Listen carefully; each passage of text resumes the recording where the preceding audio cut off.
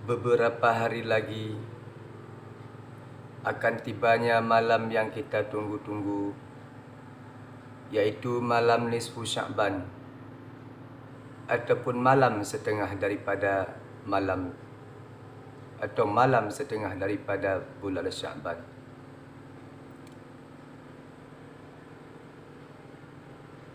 Di mana pada malam itu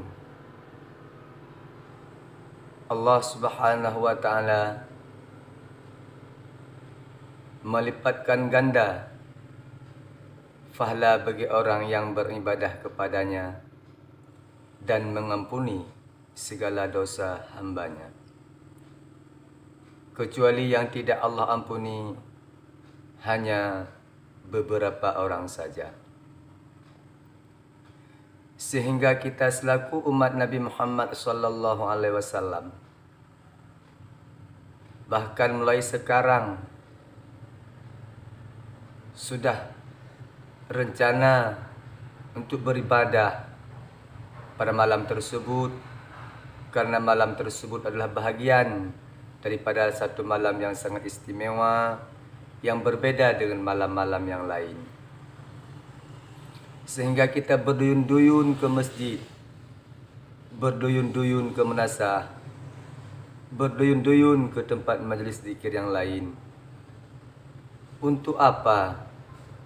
Untuk kita capai rahmat Allah, untuk kita capai keampunan daripada Allah Subhanahu wa taala.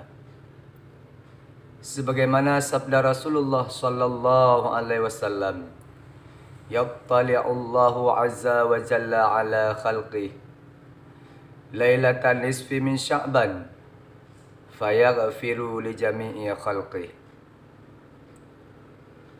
Allah Subhanahu wa taala sangat memperhatikan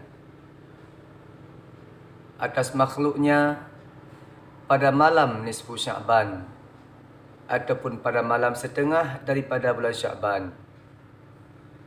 Bagaimana Allah sangat memperhatikan kepada hambanya, kepada makhluknya, yaitu dengan mengampuni segala dosa hambanya, atau Allah Subhanahu wa taala menggandakan pahala setiap hambanya yang beribadah kepadanya.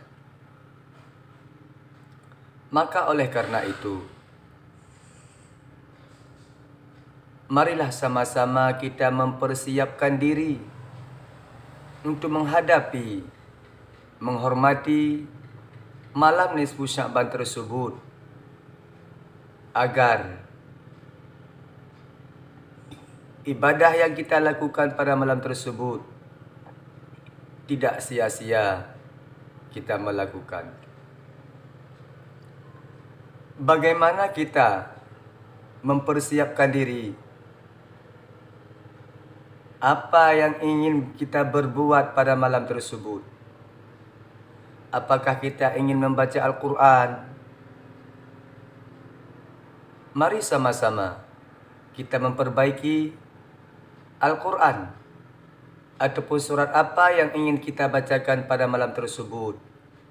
Mari kita memperbaiki agar ada faedah, agar ada hikmahnya sesuai dengan sabda Rasulullah, yaitu barang siapa yang berbuat ibadah pada malam tersebut, Allah akan melipatkan ganda pahala bagi orang tersebut.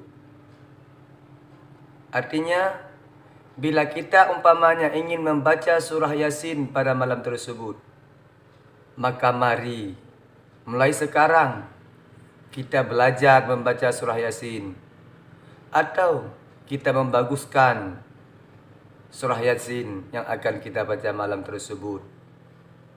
Kenapa? Karena kalau kita tidak belajar, kita tidak memperbaiki, maka apapun yang kita ibadah seperti membaca surah Yasin, maka tidak ada hikmahnya bagi kita. Artinya apa? Allah tidak, jangankan untuk melipatkan ganda pahala, mungkin sia-sia yang kita berbuat pada malam itu. Atau biasanya pada malam nisfu Sya'ban atau malam setengah daripada bulan Sya'ban, kita melakukan sembahyang sunat nisfu Sya'ban. Maka bila kita ingin melakukan sembahyang nisfu Sya'ban, mari kita pelajari bagaimana cara kita melakukannya. Bagaimana lafaz niatnya yang benar. Bagaimana bacaan kita dalam sembahyang. Maka mari kita persiapkan agar tidak sia-sia kita menghormati malam tersebut. Bagaimana kita mempersiapkan diri tentang sembahyang tersebut? Umpamanya sembahyang nisfu Sya'ban. Maka kita perhatikan kembali tentang lafaz niatnya.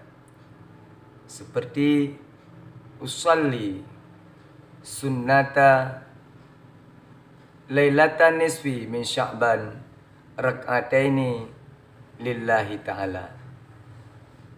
Yang niatnya, sahaja aku sembahyang sunat pada malam nisfu daripada Sya'ban 2 rakaat karena Allah Ta'ala.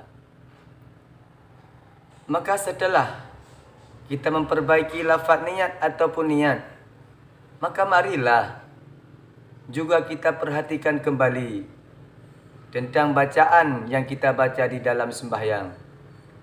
Lebih-lebih lagi tentang bacaan yang wajib kita baca di dalam sembahyang.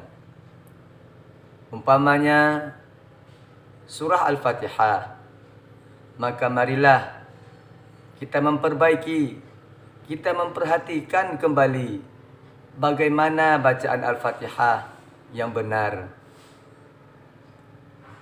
Karena banyak sekali di antara kita bukan tidak mampu membaca Al-Fatihah, bukan tidak bisa, tetapi yang sangat banyak terjadi di antara kita adalah kurang perhatian dalam membacanya.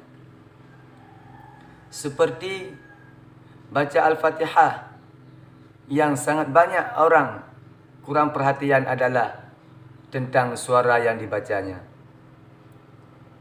Karena bahagian daripada beberapa syarat membaca surah Al-Fatihah, setelah daripada membenarkan huruf, yang panjang kita panjang, yang pendek kita pendek, juga bahagian daripada syarat membaca Al-Fatihah adalah waktu kita baca wajib kadar didengar oleh telinga kita sendiri. Itu adalah menurut pendengaran kita masih sehat. Itu yang sangat banyak kejadian, bahwa orang membaca Al-Fatihah tidak didengarkan oleh telinganya sendiri, maka Fatihahnya tidak sah. Begitu pula dalam bacaan-bacaan yang wajib baca yang lain. Juga syaratnya seperti demikian. Maka marilah, beberapa hari lagi akan kita masuki malam tersebut. Marilah mulai sekarang kita mempersiapkan diri. Di mana yang belum bagus kita baca, di mana yang belum bagus kita berbuat, marilah kita perhatikan kembali.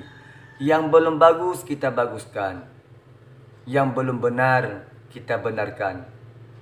Kenapa? Mudah-mudahan apa yang kita harapkan pada malam tersebut akan tercapai. Mudah-mudahan rahmat yang Allah sediakan kepada kita pada malam tersebut, insya-Allah akan kita dapat. Mudah-mudahan setiap ibadah yang kita lakukan pada malam tersebut, Allah lipatkan ganda falahnya. Bila benar, insya-Allah akan kita dapatkan.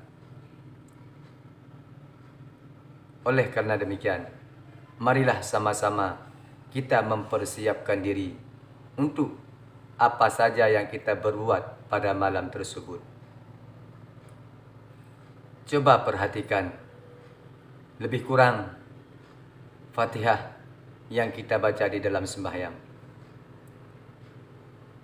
Bismillahirrahmanirrahim.